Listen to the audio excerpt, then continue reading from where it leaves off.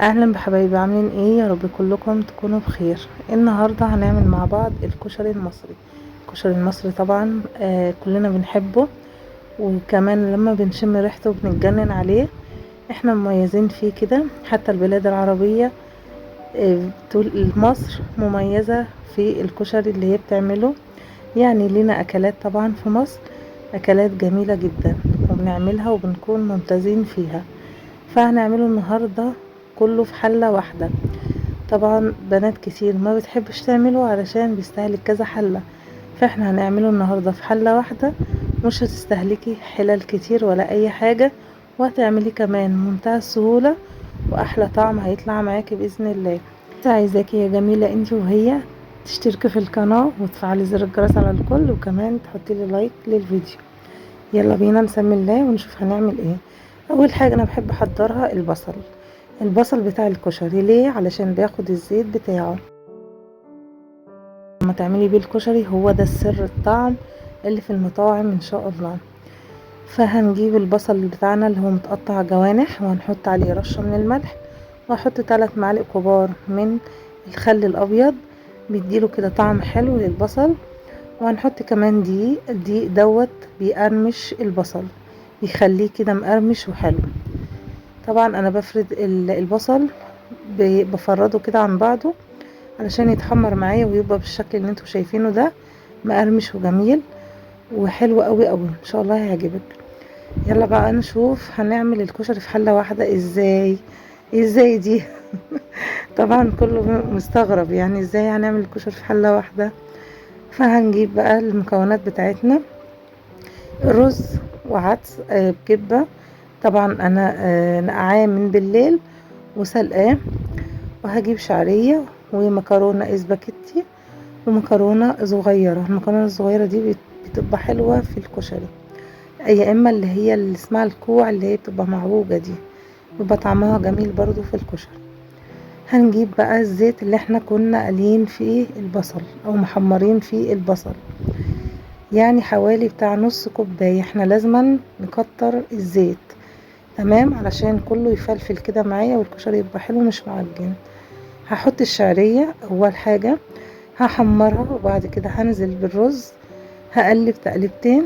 بعد كده هنزل بالعدس اللي انا نقعاه من بالليل وسلقاه. هنقلبهم كده مع بعض، وبعد كده هننزل بالمكرونة. المكرونة الاسباجيتي بيبقى طعمها حلو جدا على فكرة يا بنات في الكشري. يعني ما تحطيش مكرونة صغيرة بس، حطي كمان اسباجيتي وتكسريها كده على 4 علشان تبقى معايا صغيرة، لان احنا طبعا بناكل الكشري بالمعلقة مش بالشوكة. بعد كده هننزل بالمكرونة بتاعتنا، طبعا الكمية اللي انت عايزاها، يعني عايزة تعملي شوية صغيرين، عايزة تكتري، انا مش قايلة على كميات، ان الكمية اللي انت عايزاها اعمليها. خلاص. بعد كده هنحط مية مغلية، اهم حاجة تحطي مية مغلية.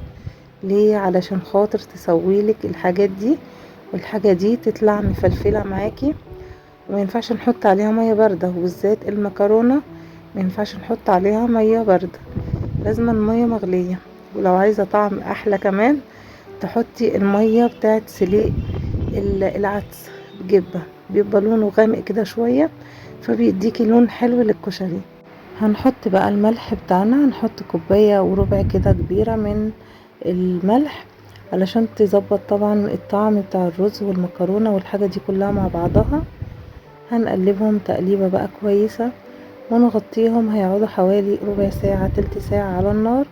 طبعا بتعلي عليه النار في الاول، وبعد ما المية دي تتشرب هتوطي عليه النار وتخليه بقى يستوي براحته لحد ما نيجي نعمل الصلصة مع بعض. هنجيب برضو شوية زيت حلوين كده من تحميرة البصلة. يعني اما تيجي تحمري البصلة لازم تزودي في الزيت علشان تاخديه للكشري، للمكرونة والرز، وكمان للصلصة بتاعتنا. حمرنا التومة، بعد ما حمرناه حطينا ربع كوباية من الخل، ربع كوباية كده من الخل، خليه يغلي. وبعد كده نضيف الطماطم المعصورة دي، برضو تركة من بتوع الكشري، الخل على الثوم، وبعد كده نحط الصلصة. فدي تركة حلوة قوي وبتديكي طعم الصلصة بتاعت المطاعم، الصلصة بتاعت مطاعم الكشري. ودي البهارات بتاعتنا: كمون وكزبرة وملح ونص معلقة من البابريكا، بتدي لون حلو للصلصة. وكمان حطيت رشة سكر بتعادل معايا الحموضة، عشان الصلصة ما تعمليش حموضة بعد ما اكل الكشري. وهنا هنعمل الدقة مع بعض. لازم الدقة بقى على الكشري انتوا عارفين. هنجيب هنا ليمونة كبيرة وملح وكزبرة ناشفة وكمون. الكمون في الكشري بيبقى شيء اساسي علشان خاطر الانتفاخات اللي بتبقى في الكشري. وممكن تحطي مع الرز اللي انتي بتعمليه، تحطي ربع معلقة كده من الكمون. لو ضفت الكمون في اي حاجة في الكشري بيديكي طعم حلو، بجد بيديكي طعم حلو. وكمان بيخفف عنك الانتفاخات. هنجيب كوباية مية، ماشي، كوباية يعني مج كده من المية، ومعلقة صغيرة من الثوم الني. هنحط بقى الدقة دي على النار تغلي.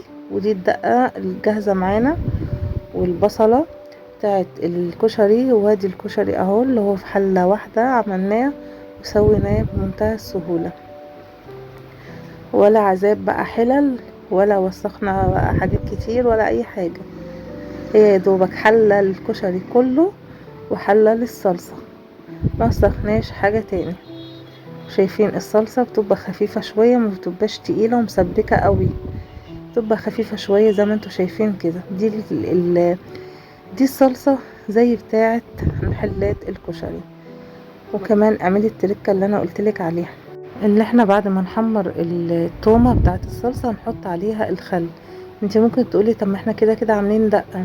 لا، الخل على التومة بتاعة الصلصة بتدي طعم وريحة نفس بتاع المحلات الكشري، بتديك ريحة حلوة قوي وطعم جميل جدا. وهنعمل الحمص. الحمص انا سلقاه بالشكل ده.